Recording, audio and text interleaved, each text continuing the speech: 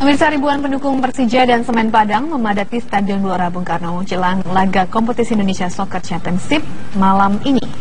Ya, antrean ribuan Jakmania ini terlihat di salah satu pintu masuk stadion ini jelang laga Persija lawan Semen Padang. Ini dia antriannya. Panitia membagi 12 pintu masuk stadion untuk dua kubu supporter. Pintu 2 hingga pintu 10 dikhususkan untuk supporter Persija. Sementara untuk supporter Semen Padang digiring untuk masuk dan melalui pintu 11 dan 12. Jumlah supporter tuan rumah yang lebih banyak ini membuat penjagaan diperketat di pintu masuk supporter Persija. Nah, di pintu-pintu masuk supporter yang padat ini, panitia menyiapkan puluhan ribu tiket yang harganya berkisar antara 50 hingga 100 ribu rupiah. Sementara itu, 5.000 personel TNI Polri diturunkan untuk mengamankan pertandingan antara dua tim beda pulau ini. Sementara itu, pertandingan juga akan berlangsung tepat pukul 18.30 waktu Indonesia Barat pada malam ini.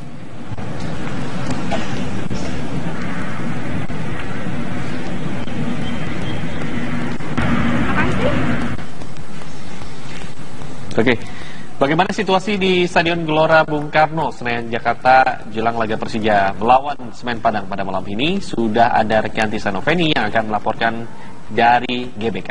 Tisa, bagaimana laporan Anda?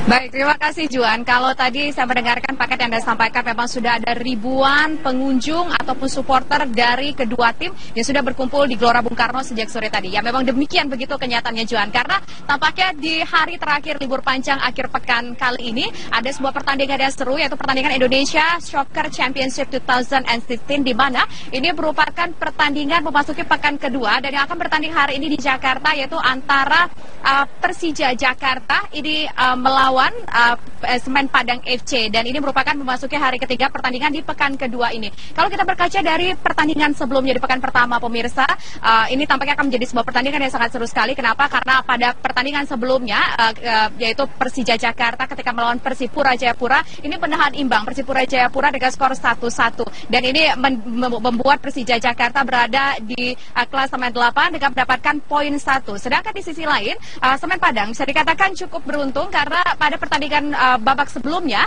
ini Semen Padang mampu mengalahkan PSM dengan skor 2-1 bagi kemenangan Semen Padang, dan ini menempatkan Semen Padang di klasemen 4 dengan mengumpulkan 3 poin. Nah, banyak pihak yang memprediksikan bahwa tampaknya pertandingan di malam hari ini yang nanti akan berlangsung sekitar 10 menit ke depan pada pukul 18.30 menit ini akan berakhir imbang antara Semen Padang dengan Persija Jakarta. Nah, tadi kami juga melihat bahwa sejak sore di sini sudah sangat ramai sekali pemirsa. Bahkan kemacetan di sekitaran Gelora Bung Karno ini juga sempat terjadi ke sekitar 1 jam yang lalu, di mana pada saat itu kami berjalan dari arah Palmerah menuju ke Gelora Bung Karno. Ini sudah ada kemacetan karena ada iringan ribuan dari para pendukung Persija yang ingin menuju ke GBK ini. Mereka berjalan dari arah Palmerah menuju ke sini untuk memberikan dukungan ataupun support bagi para pemain andalan mereka. Nah, kalau berbicara berapa banyak pintu yang dibuka di Gelora Bung Karno ini, seperti yang disampaikan tadi bahwa dari 12 pintu, 10 pintu ini dipersiapkan bagi para penonton ataupun pendukung Persija, yaitu Jakmania, karena memang tampaknya kalau kami memantau di sini jumlah pendukung ataupun Persija yang hadir di Gelora Bung Karno ini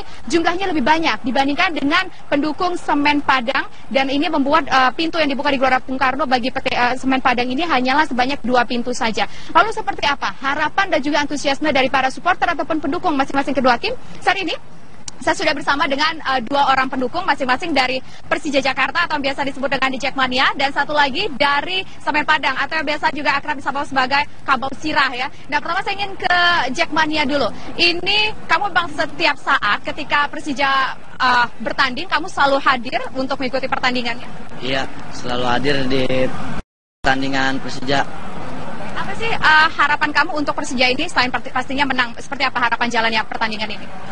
Ya, semoga Persija menjadi menang nanti melawan Semen Padang. Prediksi kamu berapa skornya? 2-1. 2-1, 2 untuk Persija, 1 iya, Semen Padang. Sekarang kita mau dengar suara dari Kabau Sirah. Ini dengan Mas siapa? Sama Roni. Mas Roni ini memang asli domisili orang Padang, domisili di Jakarta, atau orang dari Sumatera Barat sana sengaja khusus datang untuk menonton pertandingan?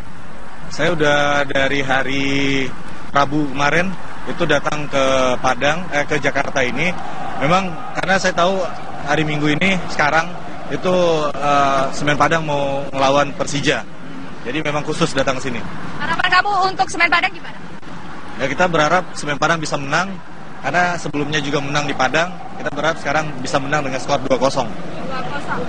2-0, 2-1, 2-0. Kita tunggu. Tapi boleh dong salah banduli antara Persija dengan Semen Padang menunjukkan keakraban walaupun bertanding, tapi akan tetap ini ya, masing-masing supporternya tidak boleh rusuh begitu ya, tetap harus menghargai satu sama lain. Nah itulah pemirsa, masing-masing supporter memiliki prediksi dan harapan sendiri bagi masing-masing timnya. Kalau tadi tim dari The Jackmania atau dari pendukung Persija Jakarta ini memprediksikan bahwa nanti skor akan berakhir 2-1, 2 untuk Persija, sedangkan kalau dari Semen Padang tadi memprediksikan bahwa skor akan 2-0, 2 bagi kemenangan Semen Padang terhadap Persija. Nah, sekarang kami dari luar gedung Gelora Bung Karno ini sudah bisa mendengarkan bagaimana keriuhan di dalam sana. Tampaknya pertandingan memang akan segera dimulai, dan kami tadi juga sudah sempat mendengar bahwa ada yel-yel ataupun juga teriakan-teriakan yang disuarakan oleh para pendukung untuk mendukung masing-masing tim mereka. Begitupun juga dengan atribut-atribut yang juga mereka bawa dalam pertandingan kali ini. Sebagai informasi pemirsa, harga tiket yang harus dibayar untuk masing-masing supporter ini berkisar dari harga Rp50.000 yang paling murah hingga harga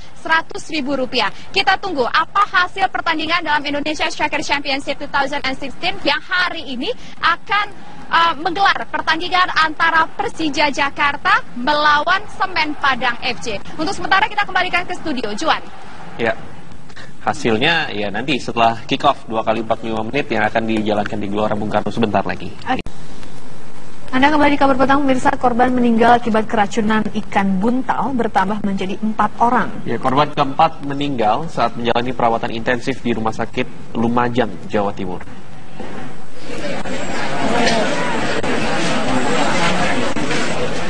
Suasana duka kembali dirasakan keluarga besar pasangan suami istri Warodi dan Tumyasih, warga desa Purworejo, Kecamatan Tempur Sari, Lumajang, Jawa Timur. Baru saja proses pemakaman anak kedua mereka, Khairul Rojikin, selesai dilaksanakan. Mereka kembali kehilangan nyawa anak pertama mereka, Khairul Huda. Khairul Huda meninggal setelah sempat menjalani perawatan intensif di Rumah Sakit Umum Lumajang. Rojikin dan Huda sama-sama meninggal setelah mengkonsumsi ikan buntal.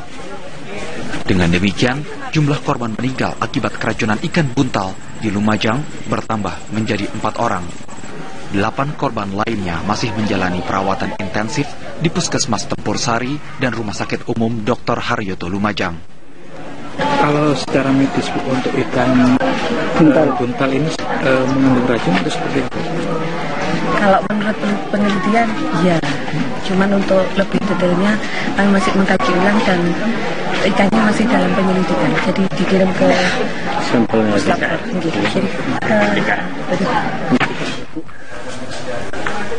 Ikan buntal sebelumnya ditemukan salah satu korban meninggal saat memancing di pesisir pantai selatan Tempur Sari. Ikan hasil tangkapan tersebut kemudian diolah dan dikonsumsi bersama. Kepolisian sektor Tempur Sari telah mengamankan barang bukti berupa sisa daging ikan buntal olahan untuk diuji di laboratorium Polda Jawa Timur. Dari Lumajang, Jawa Timur, Syahwan Kamahina, TV One mengabarkan.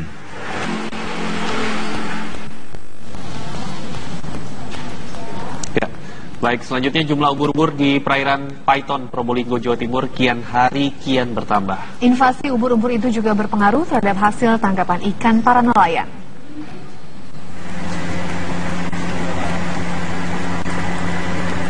Hingga hari ini, ubur-ubur masih memenuhi perairan di dermaga Paiton, Probolinggo, Jawa Timur.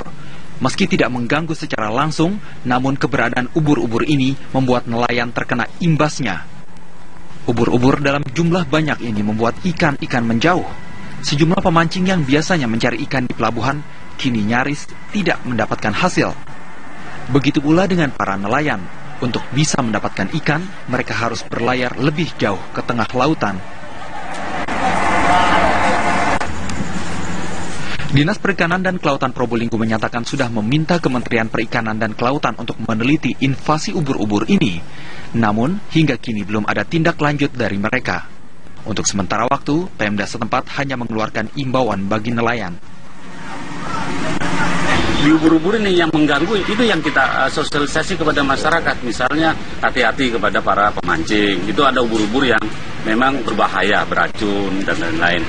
Kemudian bagi nelayan, kita sudah sampaikan kepada para nelayan, hindari atau menjauh untuk daerah menangkap ikan yang memang banyak ubur-uburnya. Karena ikan pun juga menghindar, itu nelayan sudah paham kok. Jumlah ubur-ubur terus bertambah dari waktu ke waktu. Mereka menduga serangan ubur-ubur ini dipicu banyaknya plankton di perairan Paiton. Suhu perairan yang lebih hangat juga diyakini menjadi penyebabnya. Dari Probolinggo, Jawa Timur, Syahwan Kamahina, TV One mengabarkan.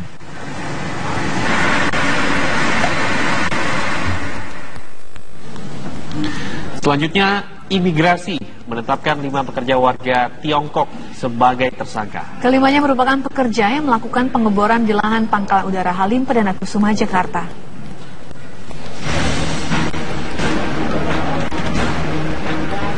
Insiden penerobosan lahan di Pangkalan Udara Halim Perdana Kusuma akhir April lalu kini memasuki babak baru.